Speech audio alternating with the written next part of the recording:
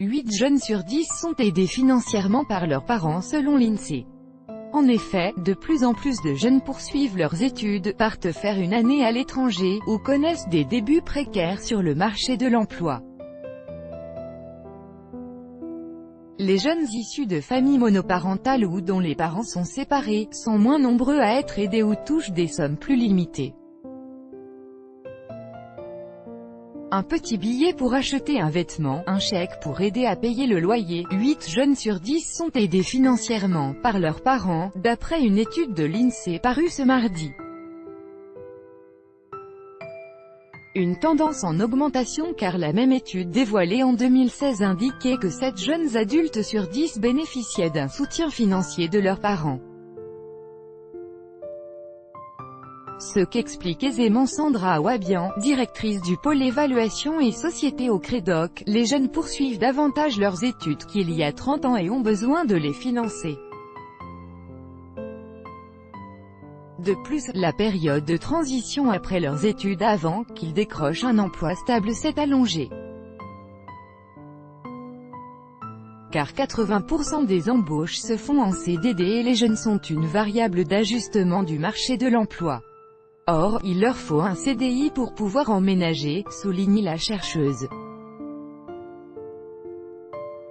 Et la flambée des prix de l'immobilier ces dernières années ne les a pas aidés à quitter le nid. D'ailleurs, l'étude montre que 58% des 18 à 24 résident encore chez leurs parents, 23% vivent dans leur propre logement et 19% habitent à la fois chez leurs parents et dans un autre logement.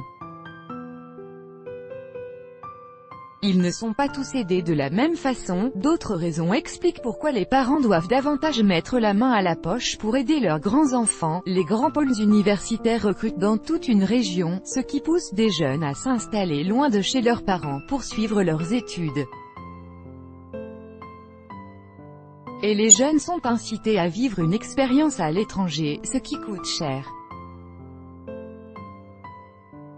Par ailleurs, les écoles privées post-bac sont de plus en plus demandées et les parents sont mis à contribution, car les étudiants français ont moins la culture du prêt étudiant que leurs camarades anglo-saxons, relève Olivier Galland, sociologue de la jeunesse et directeur de recherche au CNRS.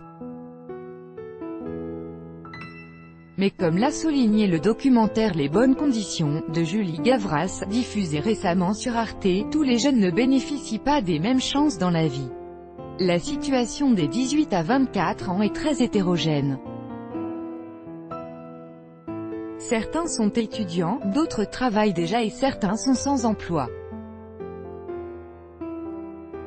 Ils ne sont donc pas aidés de la même façon.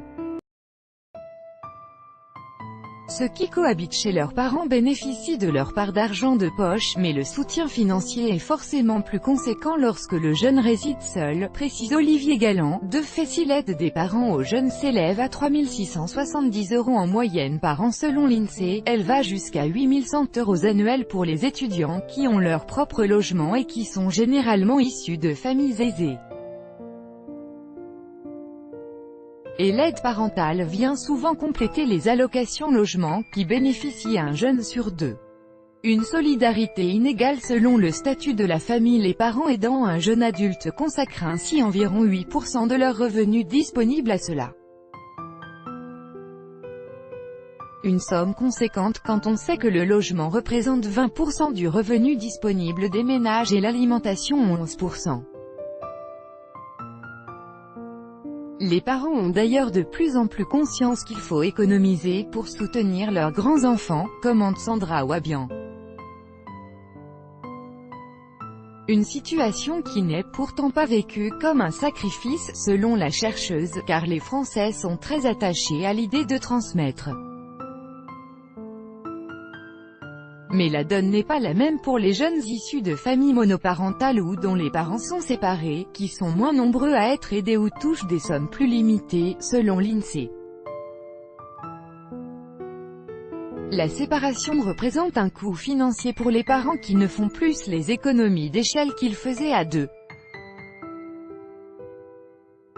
Ce qui diminue de fait leur capacité financière, explique Olivier Galland.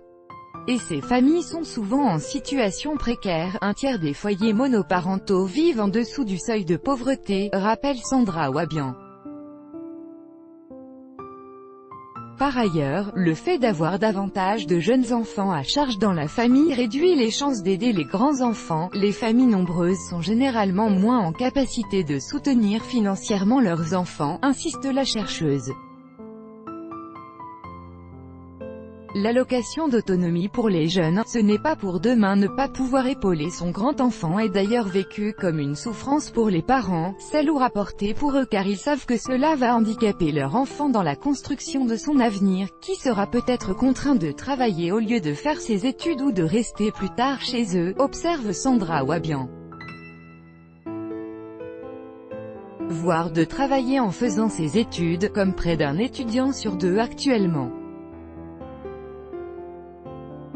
Or, l'Observatoire national de la vie étudiante a bien démontré que lorsque cela dépasse le mi-temps, l'impact de cet emploi salarié est négatif sur le cursus, complète Olivier Galland. D'où l'idée d'instaurer une allocation d'autonomie pour les jeunes de 18 à 25 ans, notamment défendue par l'UNEF et la France insoumise. Mais le revenu universel pour les jeunes ne fait pas consensus car beaucoup de gens considèrent qu'il déresponsabiliserait les jeunes, constate Sandra Wabian.